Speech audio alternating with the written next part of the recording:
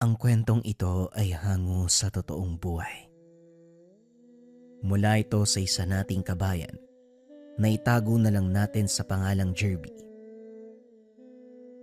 Bilang paunang paksa, lilinawin lang sa kwento, ito ay may parting hindi kaaya-aya, kaya ihanda ang tenga sa pakikinig.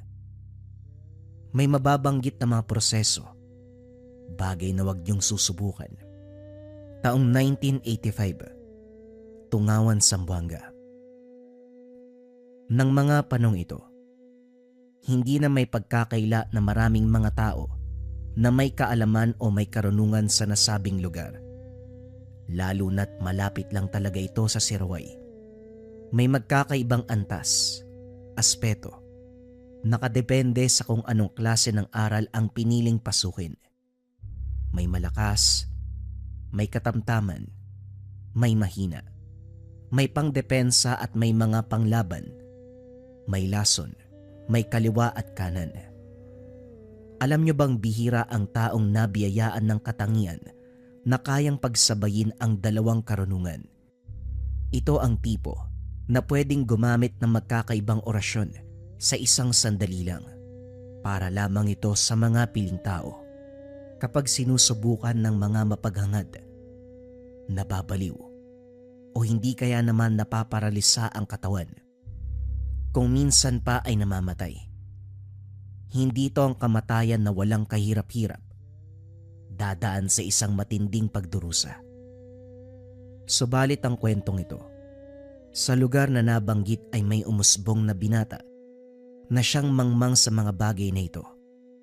Pero higit pa siya sa isang dibino, kaya ng katawan niya ang dalawang panig ng karunungan. Itago na lang natin sa pangalang Jojo. Ang edad pa ni Jojo sa mga panong iyon ay 14. Mabait, masipag, magalang ang bata pero may pagkapilyo. Subalit doon lang sa mga taong sobrang lapit sa kanya, lalo na sa abuelo nito. Itong lolo niya ay isang albularyo. Matagal na umanong sinusubaybayan si Jojo sapagkat nakita ng albularyong ito sa kanyang pangitain ang pagiging ganap ni Jojo sa inaharap. Malaki ang potensyal ng binata, may natutulog na abilidad at pagkapukaw na lamang ang kulang. Ang albularyong si Lolo Danil, napakatanyag sa lugar ng Tungawan, pero sa likod ng katanyagan nito, maraming galit. Pinaghihinalaan na isa ding mangkukulam. Kung minsan ipinapatawag si Jojo ng matanda, hindi dahil sa uutusan, kundi dahil gusto lang na masilayan nito ang ginagawa niya noong panggagamot. Napapakamot nga ng ulo si Jojo kasi nga nababagot. Walang hilig sa ginagawa ng kanyang lolo. Magkakalayo ang mga bahay nila. Nasa 2 ektarya ang pagitan. Sa bukid ito ng Tungawan, bihira ang mga bahay. Hindi katulad ngayon na ang dami na ditong plantasyon. Malalawak na sakahan at marami ng mga tirahan. Kitang-kita ang pag-unlad ng lugar. Noon kasi ay parang kupas na larawan. Ito ngang bahay nila Jojo. Tipikal na tahanan na makikita sa bukid. Nakaangat ang sahig sa lupa, pero gawa sa mga pulidong kahoy, mulabe, kawayan at may pawid na bubungan. Bugtong anak lang si Jojo dahil ang nanay niya na si Yasmin may sakit sa matres. Mahirap man ang buhay pero dahil nag-iisa lang si Jojo, nagagawa nilang makaahon. 2nd year high school ang binata noon. Isang umaga habang naghahanda si Jojo patungo sa paaralan, dumating si Lolo Danil. Ang sabi ng matanda sa Sabado daw, dapat naroon uli si Jojo sa bahay niya. Basta kapag walang klase, doon dapat namamalagi. Nagkataon na may gagawin si Jojo. Napagkasunduan nila noon ng kanyang kaklase na pupunta sila sa bahay ng guro dahil nga imbitado sa kaarawan ng anak nito. Kaya naman tumanggi si Jojo Sinabing sa susunod na linggo na lang, imbitado sila sa kaarawan ng anak ng guro nila noon. Tsaka Lo, sumasakit ang leeg ko sa kakanood sa'yo eh. Hindi mo naman ako inutusan. Pinagmamasid mo lang ako eh. Eh minsan, ang pangit ng mukha nyo eh. Pag pinapanood ko kayo. Pero sinabi ko na po sa inyo na hindi po ako mahilig sa panggagamot. Ang bantot pa dun sa bahay nyo, Lo. Ang dami mong sinasabing bata ka. Akala mo kagwapuhan ka. Palagi ngang nakalawit yung alaga mo eh. Pero ganyan din ako noon. Hindi ko hilig yung ginagawa ko. Basta ang importante naroon ka. Kasi nga araw ng Sabado, may matutuklasan ka. Aba ayos ah. May matutuklasan. Eh, wala naman pong pinagbago yung mukha nyo. Ano po matutuklasan dyan? Tutubuan po kayo ng ngipin? O yung book yung 3 piraso madadagdagan? Abay, hay, Jeffrey. Etong anak mo pagsabihan mo yan ha. Alam mo ang lahat ng tungkol sa kanya. Ay, basta Jojo, ikaw ha. Dapat naroon ka sa Sabado. Makauwi na nga. Mamaya ko ano pang masabi sa akin yan eh. Umuwi ang matanda. Umalis na din si Jojo noon. Ito namang tatay niyang tawagin natin sa pangalang Jeffrey. Nagkipit balikat na lamang. Alam na nito ang mga pangitain ni Lolo Danil. Pulido ang mga sinasabi nito dahil palaging nagkakatotoo. Pero kahit may plano si Jojo sa araw ng Sabado, pumunta pa rin siya sa bahay ng lolo. Paano ba naman kasi? Bumagsak ang malakas na ulan. Umaga, habang payong ang daon ng saging ay naglalakad na si Jojo, patungo ito sa bahay ng matanda. Pagkabungad niya roon, may isang matandang babae. Naroon sa maliit na beranda ng bahay ng kanyang lolo. Nakakatakot umano ang muka. Buwagag ang buhok at nanlilisik ang mga mata. Nakatitig ito sa kanya. Bumubuka ang bibig. Nanindig ang balahibo ni Jojo. Wari niya aswang ang matandang ito. Umatras siya noon. Sumilong sa gilid ng bahay. Nakangat din ang saig sa lupa ng bahay na ito. Pero hanggang bewang lang. Kung gaano kalaki ang beranda, ganon din ang loob ng bahay na puro sala lang. Oh! Sabi ko na nga ba eh. Eh di pumunta ka rin. Sakto. Ay, Pilipina, eto ang apong sinasabi ko sa'yo. Ano sa palagay mo? Eh yan ba yan? Papa masarap. Malakas pala. Matagal ko nang nakikita yang apo ma. Tugon ni Filomena. Itong lolo ng binata nasa likuran niya. Nabigla talaga siya noon. Hindi niya naramdamang nasa likod na ang matanda. Katulad niya, may payong din itong dahon ng saging. Ang sabi ni Jojo, sino ba daw ang matanda? Para kasing kakain ng tao. Tumawa si Lolo Danil. Pinakyat ng bahay itong si Jojo. Ayaw naman ni Jojo noon. Kasi nga natatakot talaga siya sa matandang babae. Mukha daw kasing aswang. Kaibigan ko yan. Hindi mo lang nakikita pero madalas yan dito. Halika. Halika na. Ano ba't naduduwag ka dyan eh? Ipapakain talaga kita sa matandang yan. Paano kung sabihin ko sa'yo na aswang yan? Bilisan mo, umakyat ka na. Lolo naman eh. Ano ba kasing gagawin ko dito? Hindi na nagsalita si Lolo Danil. Bagkus pumasok ito sa loob. Si Jojo naman, hindi makatitig sa matandang babae. May kakaibang samyo. Parang umanong lana, pero napakabantot. Naupo ang binata sa mahabang upuan na gawa sa kawayan. Ilang sandali lang, lumabas na ang lolo at tumabi sa kanya. Dito ay ipinaliwanag ng abuelo na totoo ang mga sinasabi niya noon, na aswang itong si Lola Filomena. Pero katuwang niya naman minsan kapag may ginagamot siya. Lalo na doon sa mga sakit na hindi niya kayang gamutin. Bukod sa aswang itong si Filimena, marunong din manggamot. Sumabat ang matandang babae. Ayon dito, hindi naman sana siya magiging aswang noon.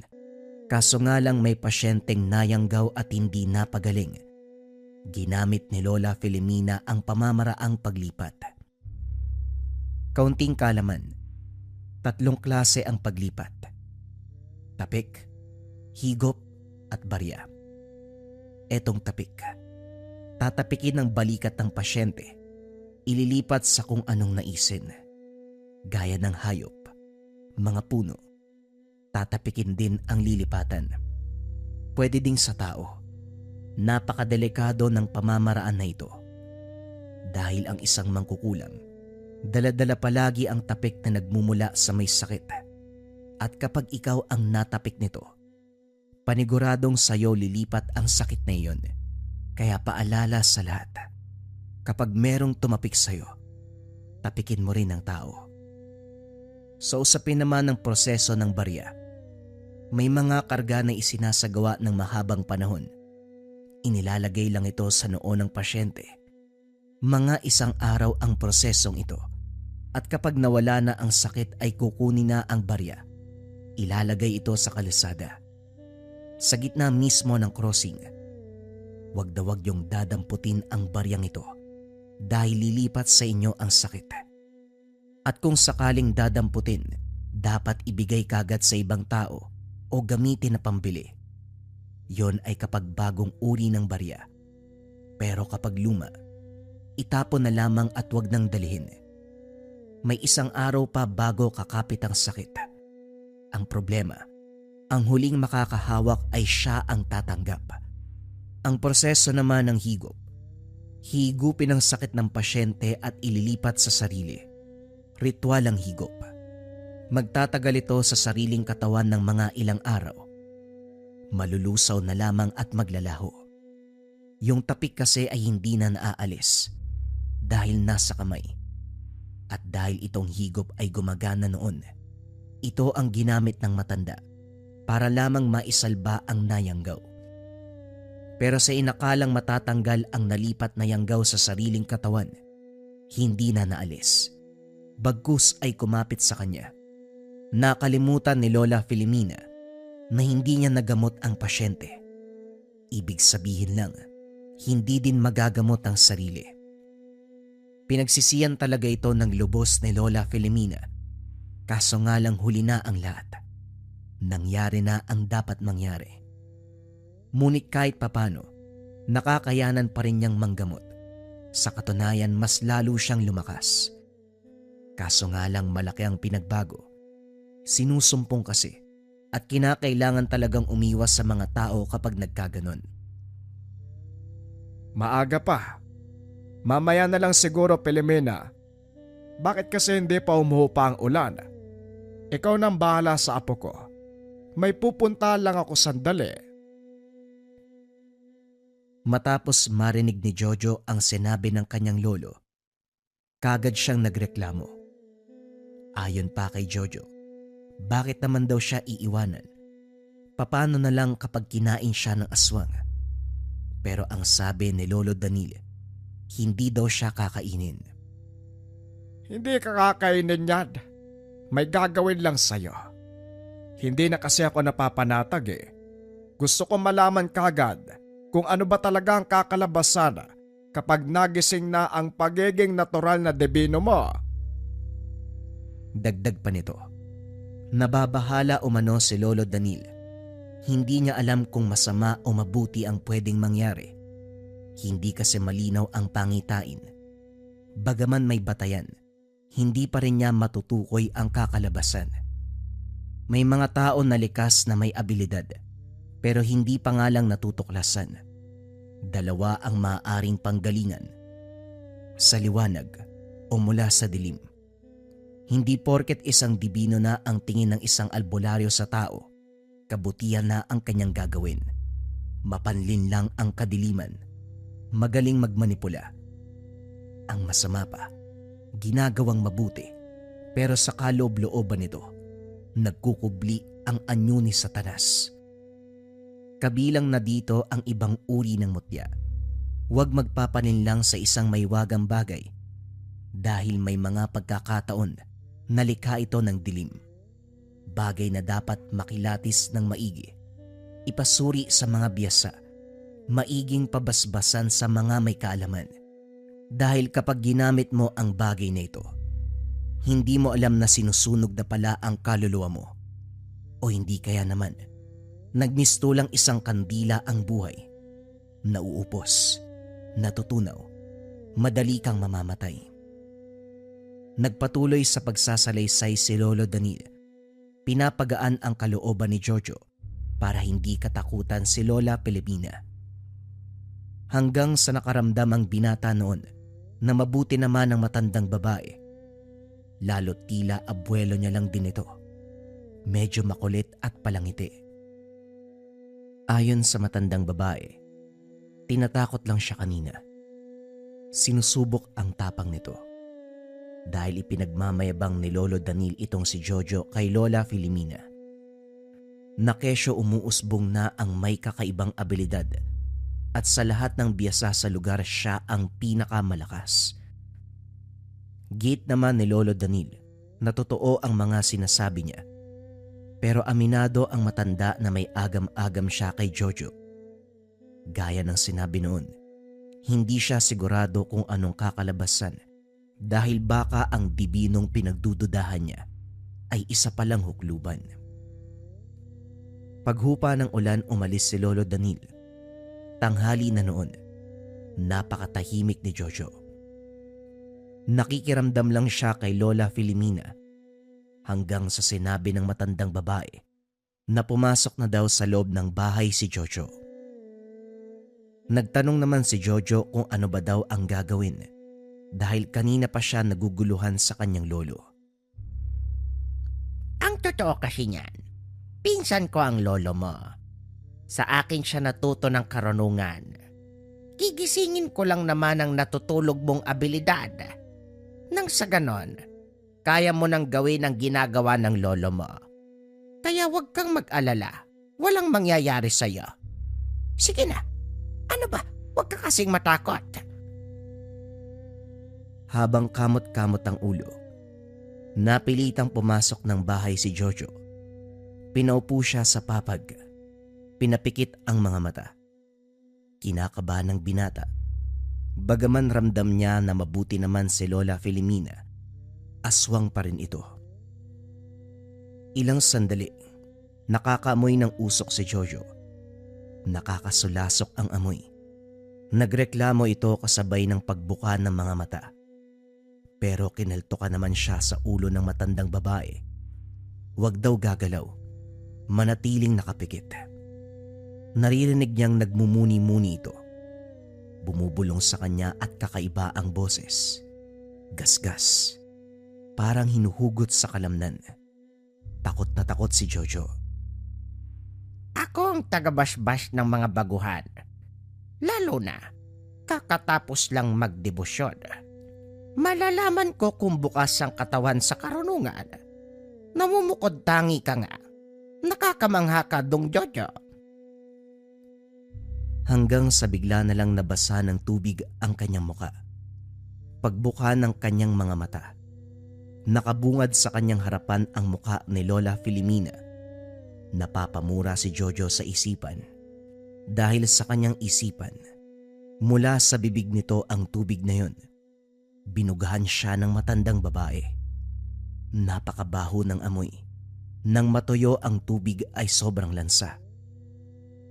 Pinandilatan siya ng mga mata. Kung kaya't pumikit uli si Jojo. Mga 1 oras ang itinagal. Napakatagal at nangawit na si Jojo. Inaantok na siya ng mga sandaling ito. Hanggang sa hindi niya namalaya na siya na lang mag-isa sa lugar. Iniwanan siya ni Lola Filomena. Nagmukhang timang si Jojo. Nakapikit pa rin ang mga mata at ang kumalabit sa kanya ay si Lolo Danil. Oh, anong ginagawa mo? Parang nagdadasal ka dyan.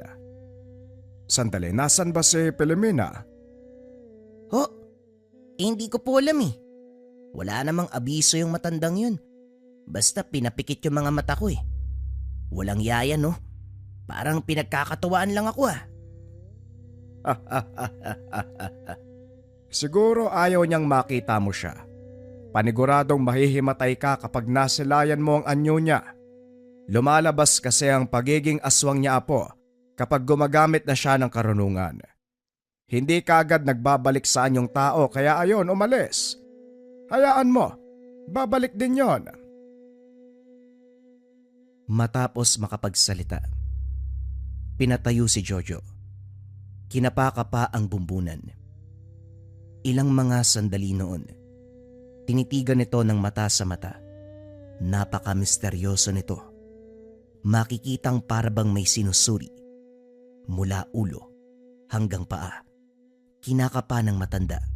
Nahawakan pa nito ang maliit na alaga ni Jojo sa ibaba. Lolo naman, pati ang alaga ko hinahawakan mo? Ay nako, sabi ko na nga ba. Nagdududa talaga ako. May iba pa bukod sa inaasahan ko eh. Sumama ka sa akin.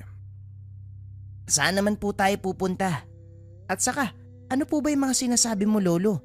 Hindi ko naman maintindihan eh. Anong may iba bukod sa hindi mo inaasahan, ano?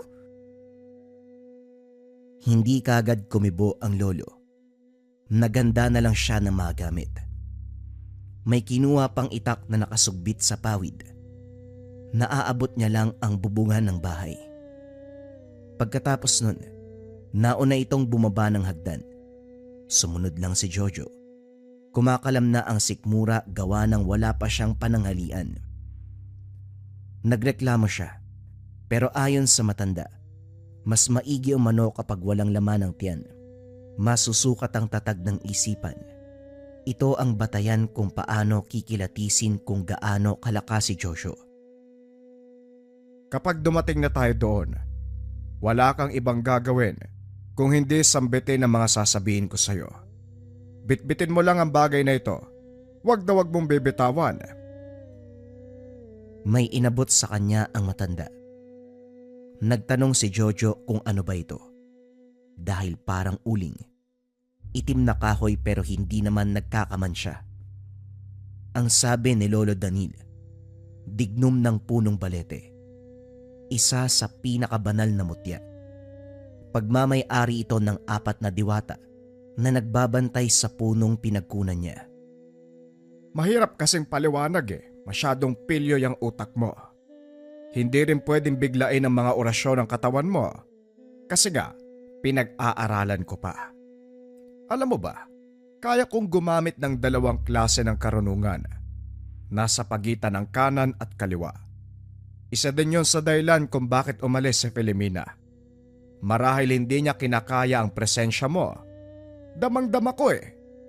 Malakas. Nauungusan ang karga ko. Wala ka pang karunungan yan ha. Paano pa kaya kapag natuto ka na? Tumatango lang si Jojo. Hindi niya namalayan ng mga oras na yun. Nagkakaroon na siya ng interes sa mga ganitong bagay. Partikular, kung ano ang kanyang lolo. Malayo ang nilakad nila. Nawala na lang ang gutom niya. Bukid at talagang pahirapan sa daanan. Noong malapit na daw sila sa lugar, dito na sinabi ng kanyang lolo na ang pupuntahan daw nila ay ang bantugang antingero na dating kasapi ng rebelde. Ipapasubok daw si Jojo. Lolo, ano yung subok na yan? Kwan ba? Yung tagisan ng abilidad. Pwede ring patibayan ng katawan. Pero ikaw ang susubukin. Kadalasan nagpapataga ng itak. Lalo na sa may bandang siraway. Itak ang subok doon at baril. Talagang ipuputok sa'yo yung baril. Ho! Ito naman baka mamatay ako niyan eh. Isusumbong talaga kita kay tatay. Ginagawa mo akong laruan lolo eh. Yung tatay mo, alam niya kung sino ka. Hindi matatakot yon.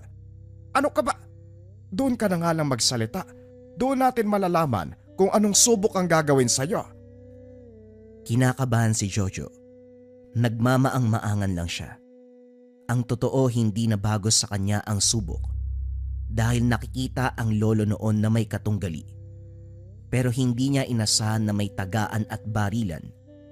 Sa pagkakalam niya, hanggang titigan lang ang mga ito. Subukan sa espiritual na dimensyon. Ilang mga sandali ay may susuko sa dalawa. Kumbaga, magsasalita na lang ang isang tao na hindi niya nakaya. Noong makarating sila sa lugar, bumungad kagad ang isang matandang lalaki. May mga patik o tattoo pa ito sa katawan. Nakaubad pa ang pang-itaas na damit. Iba't ibang burda ang meron sa katawan. May mga pangungusap o kataga pero hindi niya mabasa. May kung anong pabilog na guhit na may mata sa bandang likod. Nakabalot ang katawan ng mga tattoo. Ang itsura nito ay may hahawig sa ating mga ninuno. Bukod pa dyan ay marami siyang kwintas at meron ding medalyon. May mga bilog-bilog at kung ano-ano pa. Binati ito ng kanyang lolo. Nagyakapan ng dalawa na parang matagal nang magkakilala. Ang pangalan ng taong ito ay Don Dalio. Malayo pa lang. Kilala ko na kaagad kung sinong paparating. Ano nga, Ted? Bakit ka napadalaw? Wika ni Don Dalio. Etong apo ko. Nais kong ipasubok sa'yo. Ako na lang sana pero mas maganda kung ikaw. Biyasa ka sa ganitong larangan. Kahit anong uri ng subok alam mo eh. Marahil bukod sa akin, nararamdaman mo rin tong pisot na to. Ano sa tingin mo? Ganun ba? Akala ko naman nagpalakas ka. Pero ito pala yon. Apo mo yan. Parang hindi mo naman kamukha eh. Malakas. Tapos, teka, pumarinig ka nga dong. Tumindig ka dyan. Tama. Malakas nga. Bata pa. Anong gusto mo dong? Tatagain ko ba yung mukha mo? Ho? Tatagain yung mukha? Wala po bang iba dyan? Yung hindi po nakakasugat? Lolo, umusog ka nga, wag mo ko itulak papalapit dyan. Malalaglag na ako sa bangin, oh. Halos maihina sa takot si Jojo ng mga sandaling iyon. Bukod sa subok na kakaiba, nakakatakot din ng mamang ito. Malaki ang pangangatawan at sobrang laki ng mga braso. Hanggang sa binulungan siya ng kanyang lolo, 5 kombinasyon ng mga buhay na salita. Alam na alam ito ng may mga karunungan, poder pang depensa at siguradong mabisa. Hindi basta-basta gumagana ang mga salitang ito kapag hindi ka dumaan sa mahabang proseso ng debosyon at seremonya. Pero ang malaking katanungan, bakit pwede ito kay Jojo? Napakasela ng usapin sapagkat si Jojo ay isang dibino, Bertudes. Nasa loob pa lamang ng sinapupunan ay meron ng abilidad. Hindi na pagdadaanan pa ang proseso ng debosyon. Lahat ng ito ay kaya niya nang gawin. Kailangan na lamang magising ang kulang na kakayahan. Mabuti na lamang at nagawa na ito ni Lola Filomena. Nabigyan siya ng basbas. Ngayon ay gising na ang kakayahan. Ang ibig sabihin nakahanda na ang katawan sa mga banal na salita para hindi mapinsala ang sarili dahil ang buhay na salita napakadelikado. Bukod pa dyan, magiging bukas na ang katawan niya sa mga bagay na mahiwaga. Lalong bukas na bukas ang katawan para sa anumang subok sa kahit anong aspeto. Ang tawag dito, isang tahas. Misyon partikular sa pagtulong sa mga nangangailangan. Kalimitan sa mga ganitong uri ng tao ay hindi nila alam na meron silang abilidad. Mga albularyo lang ang nakakapansin. Mga albularyo na biyasa na kayang makakita ng mga pangitain. Ngunit sa ibang pagkakataon, may mga dibino na pinaparamdam naman sa panaginip at pangitain. Pero dahil sa kakulangan sa saklaw at paniniwala, isinasantabi ang panaginip at pangitain. Kaya naman nasasayang. Maaari nyo rin tignan ang inyong sarili. Malay nyo mga kabayan, isa kayong dibino. Balik tayo sa kwento. At dahil naibigay sa kanya ang mga orasyon, may paalala pa si Lolo Danil. 5 beses lang, apo. Magtiwala ka sa akin. Sambitin mo ang mga katagang sinabi ko sa'yo.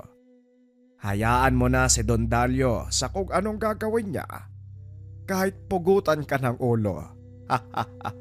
Ayos lang yan. Lolo, kung makapagsalita ka dyan, parang ang simple nung gagawin sa akin ha. Ikaw kaya magpapugot ng ulo. Tandaan mo, wala nang atrasan na po. Kung wala kang tiwala sa sarili mo, kung wala kang tiwala sa mga sinabi ko sa'yo, siguradong pupugutan ka. Mamamatay ka. Ganun lang kadali. Tumanguna si Don Dalio. Nagudyat ng pagtango. Sinabi na aantayin si Jojo kapag handa na. Labis ang takot ni Jojo. Naihina siya sa salawal. Muli niyang narinig ang mga sinabi ng kanyang lolo. Wala nang atrasan at dapat magtiwala sa sarili. Walang pagdadalawang isip na sinambit ang 5 kombinasyon. 5 beses. At habang nangyayari ito, nilalabanan niya ang takot. Hanggang sa nakaramdam siya ng kakaiba sa sarili. Yung tipong bigla siyang nagalit. Naningkit ang kanyang paningin. Wari gustong makipagpatayan. Pwede nyo na pong gawin ko anong gusto nyo. Ano nga ho palang pangalan mo? Ano ba yun? Lo Dandan? Don Dalio pala. Sige na ho. Handa na ako. Aba, dalandan pa ang gusto mo ha? O sige, nagmamatapang ka. Gumagana ang taktika mo, Danil. Hindi ako pwedeng makipagsubukan dito. Siguradong ako lang din ang mapipinsala. Ikaw talaga, tinakot mo pa mas lalo tuloy lumakas yung bata. Etong nararamdaman ko sa kanya, may pagkadyablo. Nakakatakot. Napakunot ang noo ni Jojo. Ang ibig sabihin ay wala nang subukan na mangyayari. Nilingon niya si Lolo Danil. Nakita niyang napapailing ito. Ang sabi ng lolo, tapos na daw ang subukan. Sumuko na si Don Dalio. Sa kauna-unahang pagkakataon, ngayon lang daw sumuko si Don Dalio. Ayaw mamatay ng kaibigan. Sa likod ng mga narinig ni Jojo, balot na balot ng pagtataka ang isipan. Wala siyang alam kung ano ba talaga ang nangyayari. Hanggang sa nilinaw ni Don Dalio na tama umano ang kanyang lolo, sumuko na ito sa kanya. Sapagkat kapag sinubok, kahit sa anong paraan, malulupig si Don Dalio. At ang pinakamasaklap, maaari siyang mamatay. Maraming mga sinabi na kesyo itong si Jojo, protektado ng kalikasan.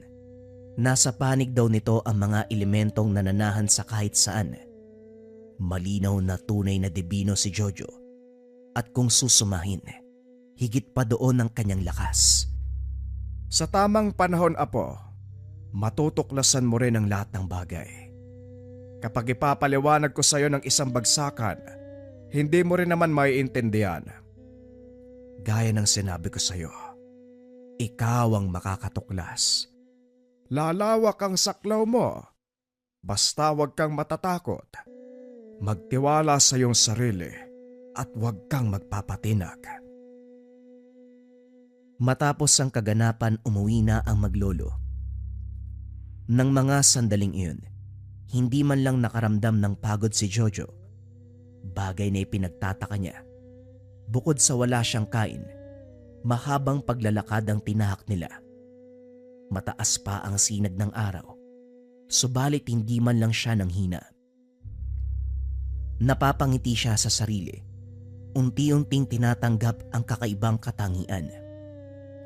Inihatid siya ng kanyang lolo, pero bago pa lumisan ang matanda, sinabi nito na maging mapagmatsyag si Jojo. Huwag lalapit sa mga taong hindi kilala at kung maaari umuwi ng maaga galing ng paaralan. Nagtanong si Jojo, nawika pa nito, ano ba ang dahilan? Makikitang aligaga ang mukha ng matanda. Tumitig sa kanyang ama at tumango. Hindi nagpaliwanag si Lolo Danilo sa binata noon, kaya naguguluhan si Jojo. Pero noong wala na ang kanyang lolo, kinausap siya ng kanyang tatay. Doon daw sila sa beranda. Palubog na ang araw ng mga sandaling ito. Ayon sa kanyang ama, delikado kapag hindi nag-ingat si Jojo. Ang tiyo mo, hindi malayo sa kung anong meron ka. Namatay yun eh. Sobrang mapusok. Wika ni Tatay Jeffrey. Itong tiyo ni Jojo, hindi nakinig sa payo ni Lolo Danil. Basta na lamang gumagala, lalo na nang matuto ng karunungan. Mararamdaman daw ni Jojo ang mga masamang tao. Hahamakin siya. Bagaman malakas, pero walang silbi umano kapag traidor ang kalaban. Kaya maiging pag-iingat at huwag padalos-dalos. Dahil po ba sa nagising na ang kakayahan ko? Ganun po ba yun, Tay? Kaso nga lang, ang sabi po ni Lolo, dapat daw matapang ako. Tapos ngayon iiwas na. Ano po ba talaga? Tama naman ang lolo mo. Huwag kang magpapatinag, oo. Pero kaya mo ba talaga? Baguhan ka pa. Walang kumpiyansa ang lolo mo. Mahirap kasing itago ang presensya mo, anak. 2 panig ang nasa katawan mo. Kahit itago mo ang isa, mararamdaman naman ang isa pa. Tandaan mo, may dugo tayong albularyo. Kaso nga lang, wala sa akin ang katangian na lumitaw ng kagaya sa'yo. Yung tiyo mo, dibino yun eh, pero hindi katulad mo. Karaniwan lang kasi kami. Ikaw, likas sa'yo ang pagiging dibino. May taglay ka na abilidad na mahirap pantayan. Konektado sa'yo ang buong kalikasan. Ayon pa sa ama, nakahanda na daw ang lahat bago pa pukawin ang nakatagong abilidad ni Jojo. Siya daw ang magiging gabay ng binata. Si Tatay Jeffrey ang magtuturo ng mga orasyon, maging sa mga pamamaraan na ginagawa ng isang albularyo. Nagulat naman si Jojo. Hindi niya inaasahan na biyasa din pala si Tatay Jeffrey. Hamak na tao lang ito at hindi iisipin na may abilidad. Taliwas sa taliwas ang ugali nito sa kanyang lolo. Napakatahimik kasi ng tatay. Magsasalita lang daw kapag may mga importanteng sasabihin. Magmula ng araw na yon tinuruan na si Jojo. Pagdadasal, pagpapakain ng karga sa katawan, pagpapalakas ng talandro at mga pamamaraan ng isang biyasa. Kaliwa at kanan, pinagsasabay nila. Hindi man naging madali, pero masipag si Jojo. Kasabay ng mga ito ay patuloy siyang nag-iingat, lalong-lalo na kapag nasa paaralan. Kada nakakasalamuhang tao, kinikilatis niyang maigi. Dito niya natuklasan na malakas ang pakiramdam. Malalaman niya kagad kung masama ang pakay sa kanya ng isang tao. Kaya naman kagad nakakaiwa si Jojo. Ilang buwan pa ang lumipas. Tuluyang naging biyasa si Jojo. Napapailing na lang siya noon. Ang mga bagay na ginagawa ng kanyang lolo, hindi na siya mangmang dito. Kaya niya nang gawin ang mga bagay na ito sa mas malakas na pamamaraan. Sa hindi inaasahang pagkakataon nagkaroon ng inkwentro. Papawi noon ang binata. Galing siya sa kanyang kamag-aral. Gumawa ng proyekto. Hapon na, may bumagat sa kanya sa daan. Sa may kasukalan ng daan patungo sa kanila, may mga bahay pa naman kaso lang magkakalayo. Doon daw sa ilalim ng puno ng mangga, may nakatayong isang tao. Lalaki. Hindi niya kilala. Ang buong akala ni Jojo ay nagpapastol ng hayop. Pero nang malapit na siya sa taong ito, bigla na lang humisi. Nakatitig ng maigi si Jojo sa muka. Nakayuko ng bahagya. Ngumisi ito na para bang may gagawing masama. Hindi natinag si Jojo.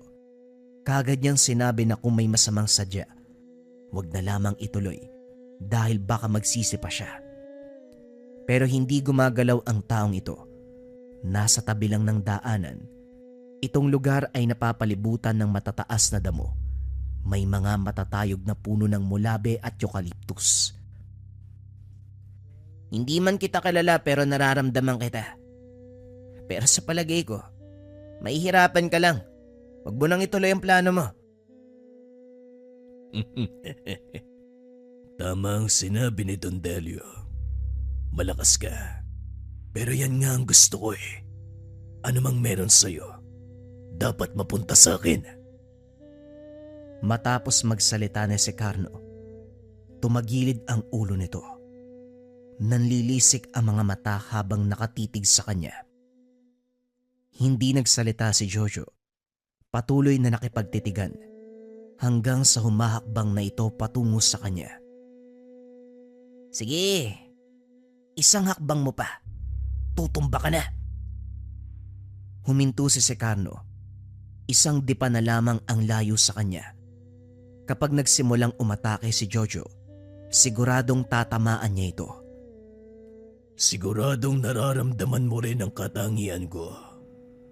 Pero hindi mo ko kilala. Marapat lamang na magpakilala ko sa'yo, hindi ba? Kahit hindi na, wala namang silbi. Tandaan mo, isang hakbang pa, tutumba ka. Tumawa ng malakas si Carno. Inangat ang paa. Akmang hahakbang na sana, pero bigla namang sumimangot ang muka. Nagbago ang itsura. Yung kaninang sobrang yabang, ngayon ay puno na ng pag-aalala. Nawala ang panglilisik ng mga mata. Tumaas ang kilay na parang nagtataka. O di naramdaman mo rin pangit. Sinabi ko naman sa'yo tutumba ka eh. Mabuti hindi mo tinuloy. Tandaan mo kapag nakita pa kitang harang-harang sa dadaanan ko, hindi na kita bibigyan ng pagkakataon. Kahit yung dila mo titigas, hinding-hindi ka na makakapag-usal. Umatras si Secarno. Napapansin ni Jojo na tila umuusok ang dibdib. Hanggang sa lumayo na ito at nawala na sa liblib. Hindi umalis si Jojo hanggat naroon pa ang presensya. Nasa diwa niya ang kataga. Walang silbi ang lakas kapag traidor ang kalaban. Nararamdaman niya ito. Para bang pinagmamasdan siya. Kahit humihina ang karga dahil nga itinatago, natatansya pa rin ni Jojo kung gaano ito kalayo sa kanya. Hoy, talagang papasukin kita dyan. Kapag naabutan kita, tutuluyan na kita. Pinuntahan ni Jojo ang masukal na lugar, pero bigla namang umalingas-ngas. Indikasyon na tumakbo ang lalaki. Imbis na umuwi si Jojo sa tahanan, pinili niyang puntahan ng kanyang lolo. Wala din kasi ang kanyang tatay noon, may pinuntahan na okasyon. Noong makarating sa bahay ng abuelo, kagad niyang pinaliwanag ang naganap. May taong humarang sa kanya, patpatin pero matangkad. May kaitiman ng balat at may pulseras itong mga bilog-bilog. Si Secarno yon. Sinaktan ka ba? Delikado yun ha. Naramdaman mo ba? Yung karga niya, oo lolo. Pero karaniwan lang naman. Aswang yon. Matagal nang tinutugis ni Pilomena. Maraming atraso yun eh. Maraming niyanggaw. Marunong din yun eh. Nagdanakaw ng lakas. Narinig ko yung sinabi niya lolo. Kung ano daw ang meron ako, dapat mapunta sa kanya. Pero hindi ako natakot eh. Ewan ko ba? Hindi ko alam kung bakit ako nagkaroon ng tapang. Ayon kay Lolo Danil, natural ito sa katulad ni Jojo. Biglang nagkakaroon ng tapang. Bunga ito ng lakas sa katawan. Hindi na didiktahan ng isipan. Lalabas na lang kapag may banta. Siguradong babalik yon. Walang hiya yun eh. Mag-iingat ka lang. Pasusundan kita kay Pilomena para doble ang proteksyon mo. Wag na pulo. Kaya ko naman siguro. Nakakahiya dun sa matanda. Anong nakakahiya? Takot ka lang dun eh. Dito ka muna matulog. Wala naman yung tatay mo eh. Ako nang bahalang magsabi sa nanay mo. Hindi na nagsalita si Jojo. Medyo madilim na ng mga sandaling iyon. Umalis ang lolo niya at bumalik din kagad. Alam na daw ng nanay ni Jojo na naroon siya sa tahanan. Noong nagsasaing ang kanyang lolo sa gilid ng bahay, bigla na lang bumigat ang presensya ng lugar. Sabay pa sila ng matanda na nakiramdam. Nagkatitigan. Ayon kay Lolo Danil, tama siya ng hinala. Babalikan nga si Jojo. Pero hindi nag-iisa si Secarno, kung hindi 2 hanggang 3 ang bilang.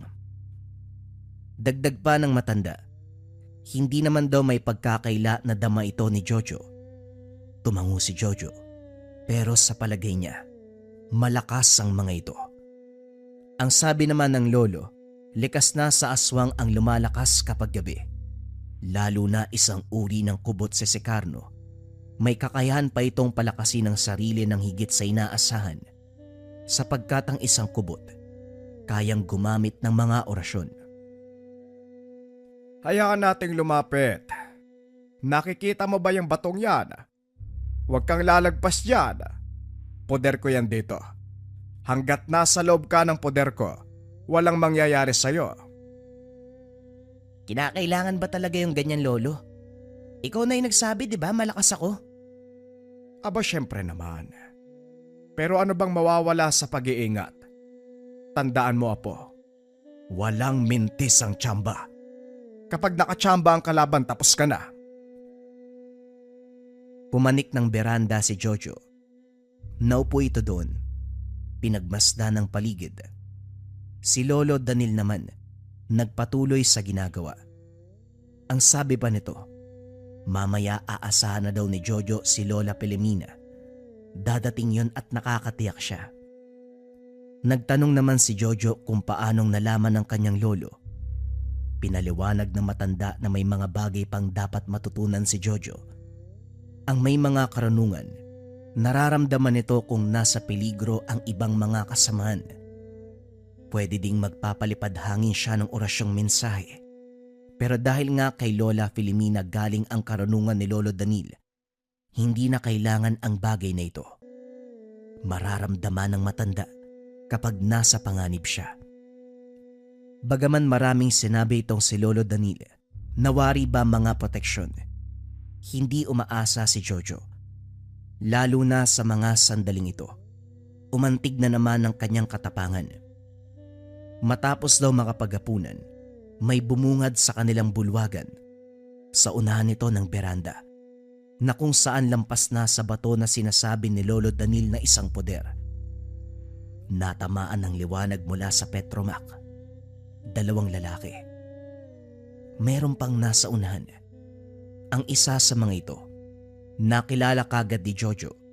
Walang iba kung hindi si Secarno.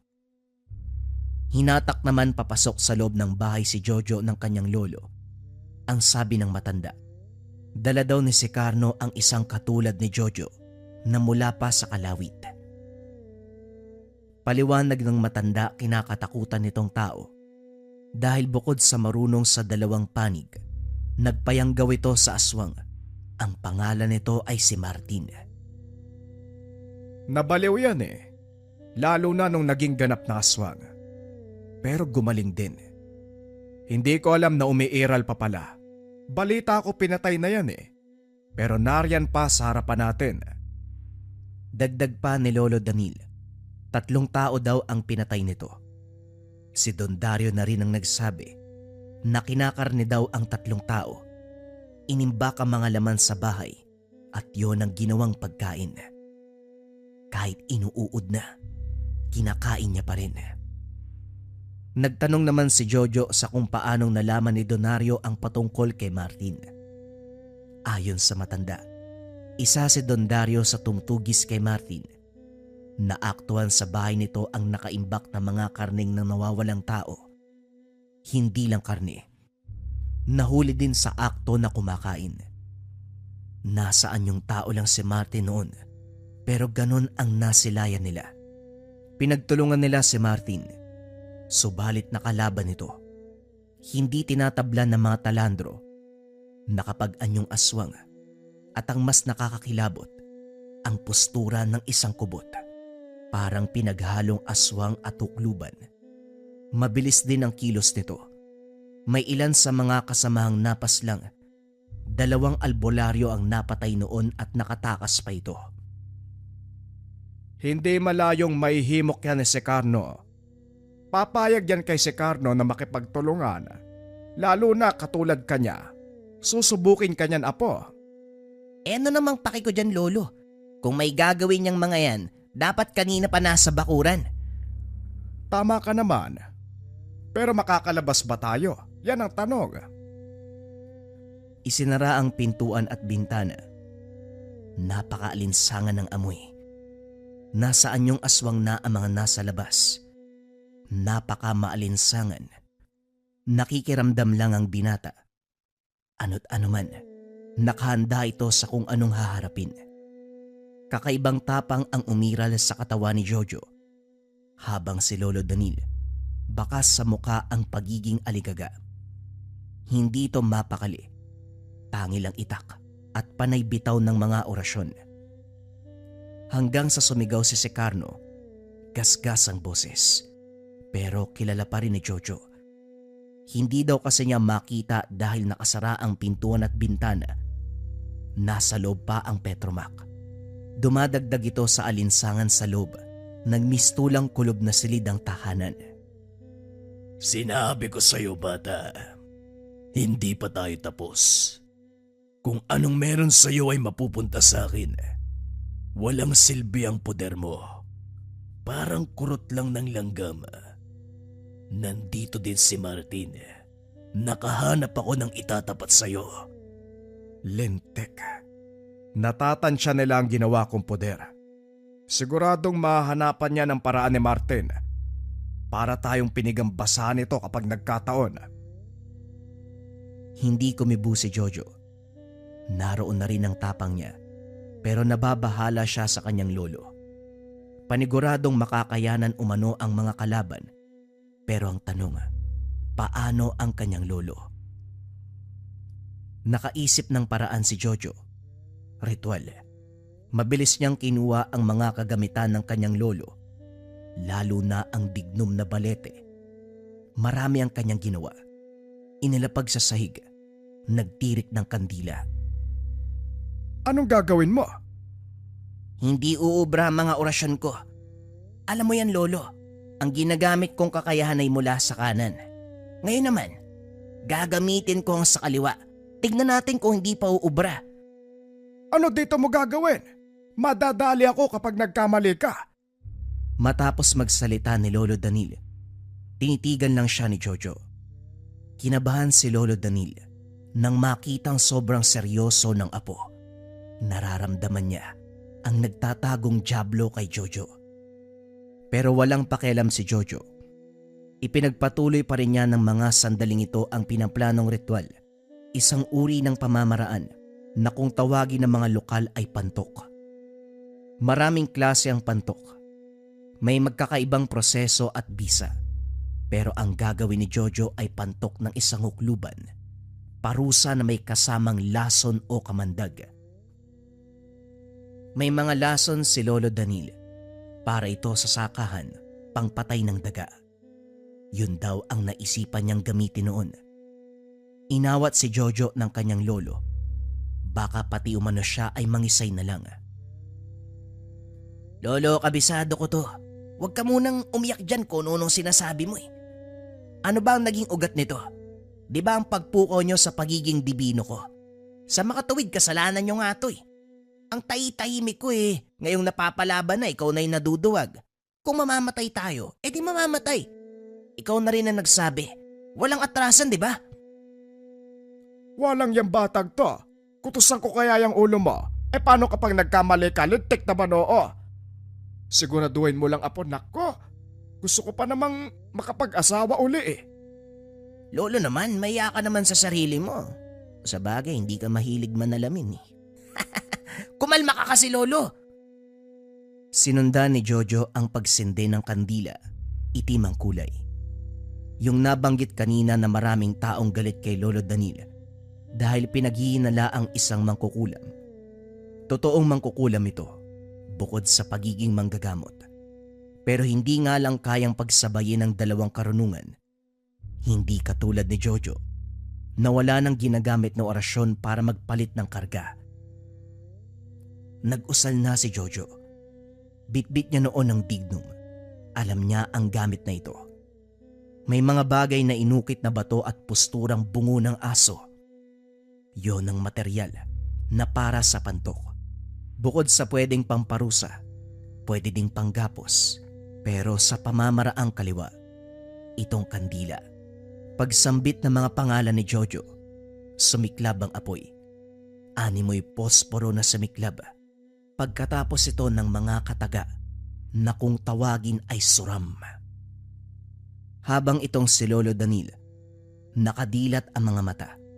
Kinakapa-kapa ang katawan. Nasa harapan nito ni Jojo. Kamuntikan pa umanong mawala ang kanyang konsentrasyon. Nakakatawa ang itsura ni Lolo Danil. Para bang timang, ang likot ng mga mata, sumisilip pa sa bintana. Samantala, lumitaw na ang dalawang anino sa dingding. Mula ito sa tama ng liwanag ng kandila. At ang anino nito, hindi galing kay Jojo at Lolo Danil. Galing ito kay Secarno at Martin.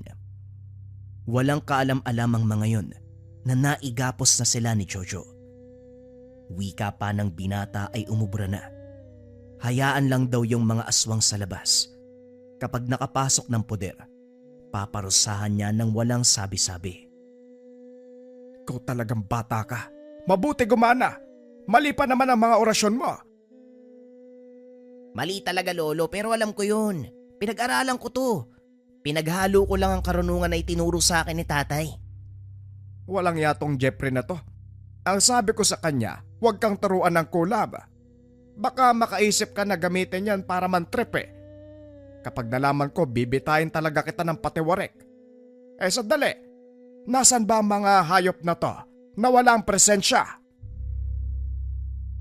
Binuksan ng matanda ang bintana. Sinabit ang Petromax sa may kawayan. Kitang-kita na ang labas.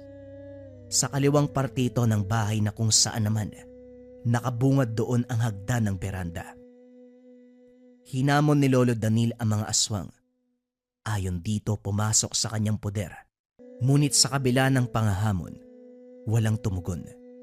Nakakabingi ang katahimikan noon. Itong presensya ng mga aswang, alinsangan na lang ang umiiral. Hindi matukoy ni Lolo kung nasaan banda. Hanggang sa kumalabog sa likod ng bahay, kasabay nito ang boses ni Lola Pilomena. Nanlaki ang mga mata nilang maglolo. Mabilis namang lumabas ng bahay si Jojo, pero hindi niya pinatay ang kandila. Sinuri niya ang nasa likuran. Nakitang nagbubuno ang dalawang aswang. Itong isa, matandang babae na may mahabang buhok. Nakakakilabot ang itsura. Mahaba ang mga paa at kamay. May pagkakuba. At yung muka, purong kulubot. Batid niyang ito ay si Lola Filomena. Sa kauna-unahang pagkakataon, nakita niya ang napakapangit na itsura nito. Habang yung isa naman, kahit nasa posturang aswang daw si Secarno, patpati na nakahubad ang pang-itaas. Yung buhok ay para mga bulate, nakabuhaghag at gumagalaw.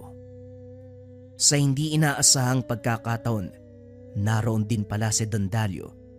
Nasa may unahan, nakikipagtitigan kay Martin, at yung isa pang aswang, naroon naman sa may beranda. Sinusungkit na ito ng kanyang lolo ng itak, pero hindi tinatamaan. Bumalik si Jojo sa itaas ng bahay. Walang ano-anong kumuha ng laso ng daga. Parang lana, ipinaghalo sa kanyang palad, sabay usala at duro sa mga anino. Nakakakilabot na atungal ang maririnig sa labas. Huwag mo nang pahirapan, animal ka. Patayin mo na lang. May pakumpas-kumpas ka pa dyan eh. Kitang nahihirapan ako dito eh. Wika ni Lolo Danil. Ang totoo, kung ano ang gagawin sa anino, mararamdaman nila. Kahit sa buyan ng mainit na tubig, mararamdaman ng biktima. Mapapaso at talagang malaki ang pinsala. Pero ang ginawa ni Jojo, parang eksperimento. Pinagsasabay niya ang pantok at lason. Tinatawag nga ito ni Jojo na makamandag na pantok. Siya lang ang nakatuklas at sobrang bisa ng pamamaraan. Iniwan ni Jojo ang mga anino, maging ang kandila. Muli siyang lumabas. Dito niya nakitang nakikipagsuntukan na si Don Dalio kay Martin. Parang karaniwang tao lang si Martin. Nakasimangot pa ang muka, na animoy hirap na hirap. Lumapit si Jojo doon. Dinaanan niya lamang si Secarno. Sakal-sakal na ito ni Lola Filomena. Noong nasa malapit na si Jojo, napatigil si Don Dalio. Si Martin, wari gulat na gulat nang masilayan si Jojo. Para lang si Secarno na naging aligaga nung unang makarap niya ito. Balita ko, isa kang dibino, tama ba? Bakit ba tinatawag na dibino ang isang katulad mo eh? Napakasama ng budhi mo. Malakas ka daw tapos nagpayanggaw ka. Pero ano na, bakit parang naiihirapan ka yata? Matapos makapagsalita ni Jojo, nakatulala lang si Martin. Hindi na alam ang sasabihin. Noong lumapit pa si Jojo, umaatras ito. Wala naman akong kinalaman dito. Hinimok lang ako. Parehas nga tayo, di ba? Hindi tayo talo. Siguro sa akin pwede kong sabihin na hindi tayo talo. Pero paano yung mga taong pinatay mo? Ano yun? Kakalimutan na lang? Yan ang pinakamaling desisyon mo. Yung pagpunta mo dito, hindi ka na makakatakbo. Basag na ang karga mo. Ilang minuto na lang mamamatay ka na. Kahit nga hindi kita hawakan eh. Mamamatay ka at siguradong bubula ang bibig mo. Anong ginawa mo sa akin? Alam mo yun, gawain mo din yun eh. Pinantok lang naman kita tapos laso ng daga yung ginamit ko. Ano sa tingin mo? Mabubuhay ka pa? Matapos makapagsalita ni Jojo, sumuka ng sumuka itong si Martin. Maniwala kayo o hindi, bumula ang bibig, natumba at nangisay. Mabilis itong binawian ng buhay. Walang kahirap-hirap na parang naglalaro lang si Jojo. Samantalang itong si Don Dalio, nakatayo lang, nakatitig kay Jojo na parabang manghang-manga. Ang sinabi ni Don Dalio, naramdaman niya daw ang banta sa buhay ni Lolo Danil, kaya mabilis siyang nagtungo para rumisponde. Hindi niya inaasahan na hindi na pala siya kailangan sa lugar. Samantalang si Secarno ay patay na. Yung ikatlong aswang naman, bagaman hindi tinamaan ng pantok, patay na din. Nakahandusay sa harapan ng beranda, pinugutan ng ulo ni Lolo Danil.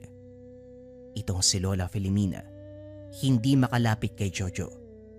Hindi nga umano makatitig sa mga mata. Nakakasilaw daw si Jojo. Masakit sa balat ang presensya nito. Aswang siya, kaya nagkaganon. Mabilis ang kaganapan. Sinunog nila ang mga labi. Si Lola Filomena ay hindi nagtagal.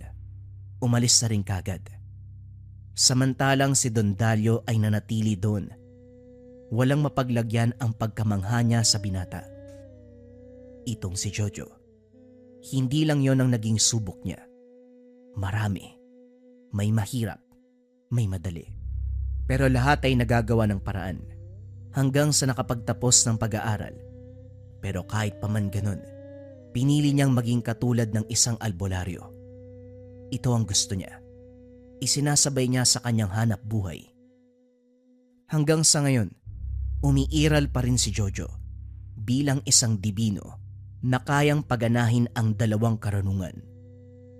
Karunungan sa kaliwa at karunungan sa kanan. Naghahanap ka ba ng mga gamit na makakatulong sa buhay mo? Pili ka na lang sa mga produkto na makakatulong sa buhay mo. Incenso candles, tea light version, pwede ring big version, or pwede rin yung nakalagay sa can.